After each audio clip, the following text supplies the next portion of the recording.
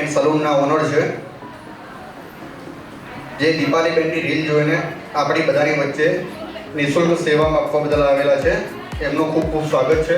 Siyaram foundation દ્વારા અહીં ઉપસ્થિત દીપાલીબેન ઇનામદાર તથા સોનુબેન ભાવસાને હું નિમંત્રણ કરીશ સ્ટેજ પર વધારે.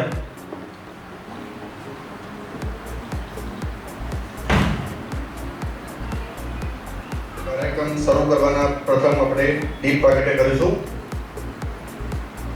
દીપાલીબેન ઇનામદાર અને સોનુબેન ભાવસાને વિનંતી કરીશ કે દીપ પ્રાગટ્ય કરવા માટે આગળ આવો.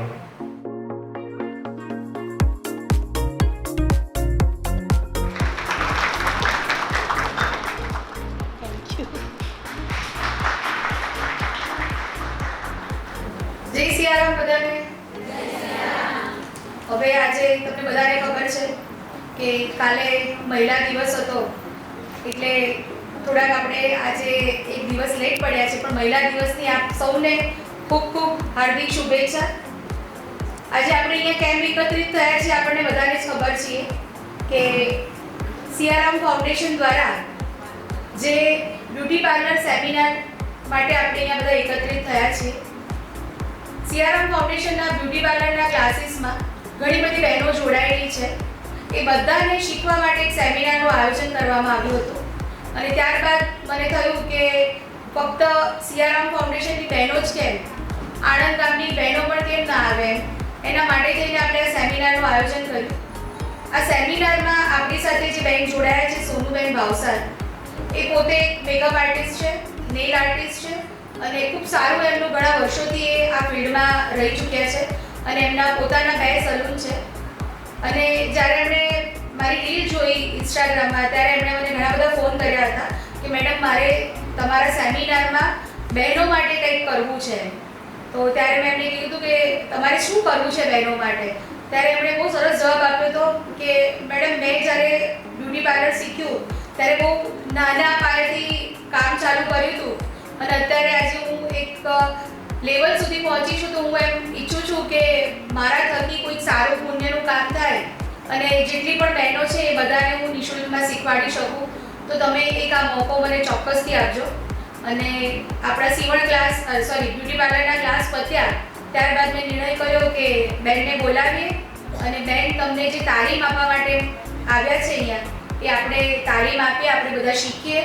અને બેન પાસે ખૂબ સારો એક્સપિરિયન્સ છે, અને નેલ આર્ટમાં પણ એમની માસ્ટરી છે. તો આપણે ચોક્કસથી એમનો લાભ ઉઠાવીએ. એટલે એકવાર સરસ સોનુબેન માટે જોરદાર તાળી થઈ જાય, અને આપણે ઊભા થઈને એમનું વેલકમ કરીએ. મારે અહીંયા બધાને જે શીખવાડવાનું છે એ મોનોપોલી શીખવાડવાની છે. એ મોનોપોલી તમને કોઈ નહીં શીખવાડે. તમે ત્યાં ફીસ ભરીને પણ જશો તો પણ મોનોપોલી શીખવાડવામાં નહીં આવે તમને. જે ટેકનિક છે. કેટલા લોકો એગ્રી છો? શું શીખવું છે? નેલ આર્ટમાં શું શીખવું છે? કયા એક્સટેન્શન શીખવા છે? Jail extension. નેલ્સ કરો છો ત્યારે નેલ્સની સાઇન રિમૂવ કરવા માટે શું યુઝ કરો છો? હે? બફર. ઓકે, કોણે કીધું બફર? ઉભા થજો જરા. નેલ્સની સાઇન રિમૂવ કરવા બફર યુઝ કરો છો. આમાંથી કેટલા લોકો બફર યુઝ કરે છે સાઇન રિમૂવ કરવા? બીજું ફાઇલર કેટલા લોકો યુઝ કરે છે? ફાઇલર કેટલા લોકો યુઝ કરે છે? પ્રશ્ન પૂછે તો તમે હાથ ઊંચા કરી શકો છો. પહેલા આપણે પ્રોપર્ટી ફાઇલરથી કોઈ દિવસ નેલ્સની સાઇન રિમૂવ નહીં કરવાની. નેલ્સ ડેમેજ થાય એટલે બફર જ હંમેશા યુઝ કરવાનું. બફર શેમાં યુઝ કરવું પડે કે આપણે જેલ પોલિશ કરીએ કે એક્સટેન્શન કરીએ, એટલે આપણા નેલ્સ ઉપર જે સાઇન હોય એને રિમૂવ કરવી પડે. તમે રિમૂવ ના કરો તો કેવું પીલ થઈ જાય, જેલ પોલિશ પીલ થઈ જાય, ટકે નહીં. એટલે તેના માટે તમારે બફર ફરજિયાત કરવું જ પડે. એટલે હાલ આપણે બફર કરી રહ્યા છીએ. જે ક્યુટિકલને પુશ કરવાનું આનાથી. તમારી ડેડ સ્કિન હોય જે નેલ્સ ઉપર, એટલે એ ક્યુટિકલને આપણે પુશ કરવાનું. દેખાય છે બધાને?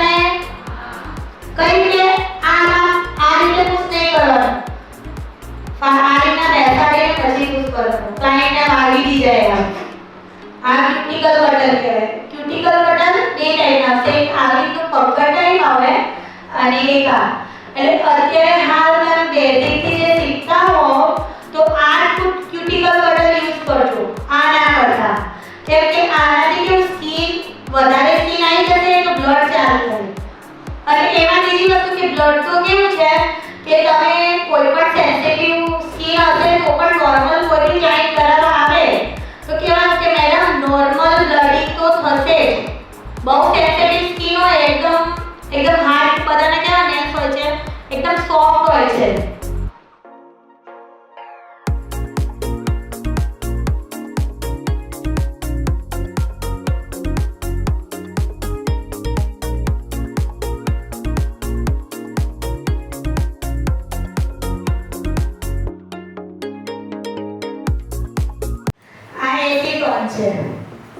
એસીટોન આપણે કોઈ પણ જેમ કે આપણે તે ટૂલ્સ સ્કિન ઉપર અડાડ્યા બરાબર, અને એસીટોનના બે એસીટોન આવે છે, એક બ્રશ ક્લીનર આવે છે અને એક હેન્ડ માટે આવે છે. એટલે એસીટોન ફ્રી લેવાનું આપણે. આ ડિહાઇડ્રેટ તેના માટે યુઝ કરે કે આપણે સ્કિન આજે આપણે ટ્રીટમેન્ટ કરી બરાબર છે કે બફ કર્યા નેલ્સ તો એના ઉપર ફરતી સાઈન ના આવે, લોંગ ટાઈમ સુધી એ રિમૂવ રહે. એના માટે ડિહાઇડ્રેટર અને આ પ્રાઇમર બે વસ્તુ યુઝ કરવામાં આવે.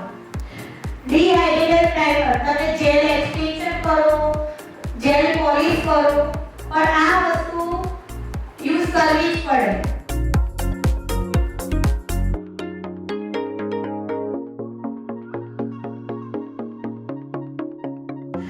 એના પછી આપણે 60 સેકન્ડ ક્યોર કરવાનું. આ છે ને જેલ પોલિશ ક્યોર કરો, બેઝ કોટ ક્યોર કરો. આ એક્સટેન્શનની પ્રોડક્ટ એવી છે કે યુવી લેમ્પ સિવાય ક્યોર નહીં થાય. તમે એમ વિચાર કે તમે નખ પોલિશ લગાવી દીધી ને પછી સુકાઈ જશે 45 મિનિટમાં, એ નહીં સુકાય. આના સિવાય નહીં સુકાય. બીજી વસ્તુ ખાસ ધ્યાન રાખવાની કે તમારી કોઈ પણ પ્રોડક્ટ આની આગળ આવી તો એ પણ ક્યોર થઈ જશે, એ પછી તમારા ઉપયોગમાં નહીં લાગે. એટલે ખાસ ધ્યાન રાખીને કામ કરવાનું કે આપણી કોઈ પ્રોડક્ટ આગળ ના આવી જોઈએ.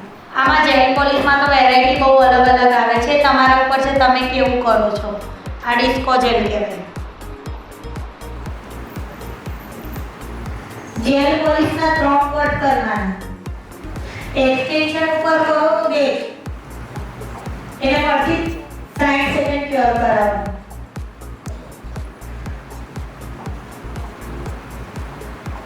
આજકાલ તો બધા છોકરીઓને nail extension, gel nail polish એનો બહુ શોખ હોય છે. સાચી વાત છે ને?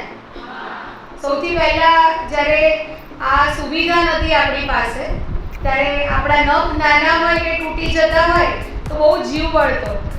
અમારા જેવી જનરેશન હતી ત્યારે ક્યાંક લગ્ન પ્રસંગમાં જવું હોય ને ક્યાંક નખ તૂટી જાય તો અમને એટલું બધું જીવ બળે કે 4 નખ સારા છે, 2 નખ તૂટી ગયા, 1 નખમાં આવું થયું. પણ તમે જુઓ હવે કેટલી સરસ સુવિધા આવી ગઈ છે કે દરેક છોકરીઓ, સ્ત્રી કોઈ પણ હોય, દરેકને પોતાના નખ બહુ વહાલા હોય. મારા ક્લાયન્ટ 1 મહિના પછી આવે છે કઢાવવા.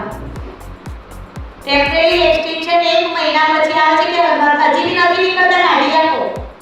તમે સારી ટેકનિકથી કરશો ને કામ તો સરસ જ થશે. આઈસ કઈ રીતે લેવાની ક્લાયન્ટની એ પણ હું તમને બતાવી દઈશ. L, S, M અને XL આટલી સાઈઝના નેલ્સ લેશો એટલે કોઈ પણ ક્લાયન્ટ આવે એટલે એને આવી રીતના પ્રેસ ઓન બનાવીને આપી દેશો એટલે થઈ જ જશે. અને બીજી એક ટ્રીક બતાવીશ તમને કે કદાચ તમારે એવું છે કે ક્લાયન્ટ નથી આવી શકતું કે ભાઈ મારે લેટ થાય છે, મને ફટાફટ એક્સટેન્શન કરવામાં 1 કલાક 1 થી 1.5 કલાક જાય. તમારો ક્લાયન્ટ તમને કહે છે કે મને એટલું બધું ટાઈમ નથી, મને 15-20 મિનિટમાં બધું રેડી જોઈએ, તો તમારે એને જો તમે ફોટો ક્લિક કરીને મોકલો. એ ફોટો કઈ રીતે ક્લિક કરવાનો તે હું તમને બતાવી દઈશ. એને પણ ટોપ કોટને પણ 60 સેકન્ડ ક્યોર કરાવવાનું. ટોપ કોટ થઈ ગયો. હવે સમજો આના પર એક આર્ટ કરવું છે કે 3D કોઈ ફ્લાવર લગાવવા છે. આ એના 3D ફ્લાવર આવે છે બરાબર.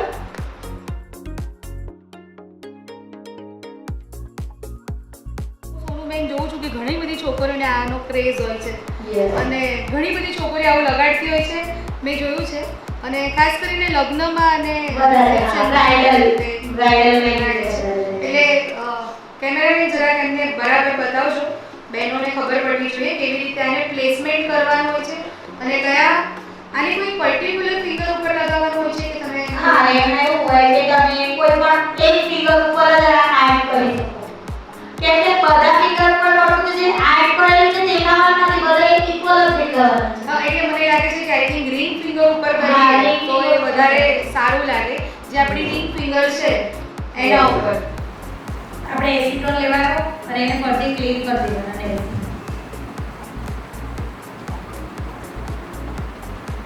અને હંમેશા યાદ રાખવાનું ટૂલ્સ આપણે યુઝ કર્યું ને પછી એસિટોનથી ક્લીન કરીને પછી મૂકવાના.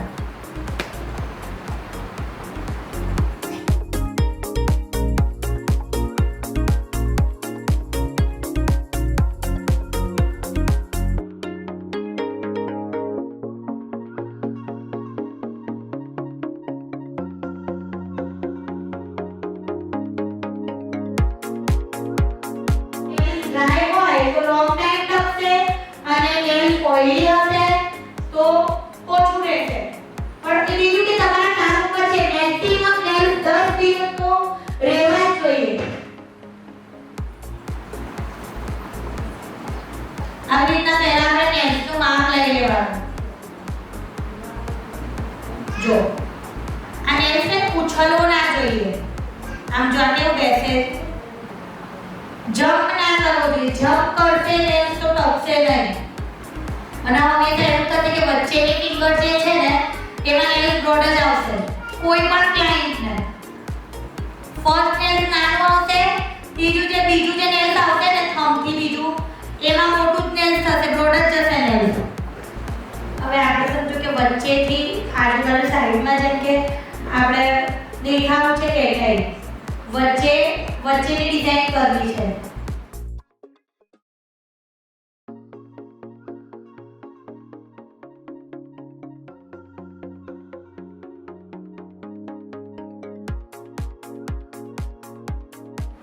હવે ફ્લાવર્સ વાળી છે, એમાં ઘણી બધી રીતે હાર્ટ વાળા પણ આવે છે, ફ્લાવર્સ આવે છે.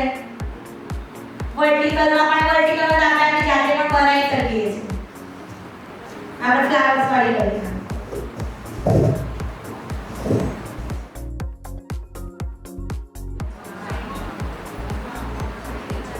આવી રીતના જો તમારે ફ્રીલેન્સ લાઇનિંગ કરવી હોય કે ક્રોમમાં પછી કોમ્બ્રે આવી રીતના આવે છે. દેખાય છે બધાને? આમાં ઘણા બધા કલર આવતા હોય છે. એટલે પેલું કેવું આપણે જેલ પોલિશથી કરીએ ને તો એકદમ આમ ચીપ થઈ જાય, ફેલાઈ જાય છે બધું. એટલે કોમ્બ્રે ને એમાં તમે આ યુઝ કરી શકો. આપણે પહેલા છે ને આને બફ કરી દેવાનું.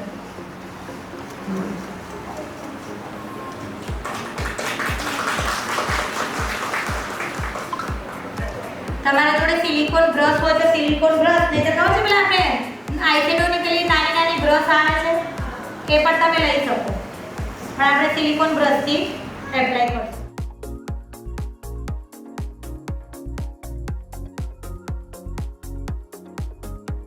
જેને નથી આવડતું નેલ એક્સટેન્શન કે નેલ જેલ પોલિશ, એ બધાએ પણ ખૂબ સરસ રીતે તમારું આ શીખ્યું અને આઈ હોપ કે બધા જ ઘરે પ્રેક્ટિસ કરે અને પોતાનો આ બિઝનેસ સ્ટાર્ટ કરી શકે.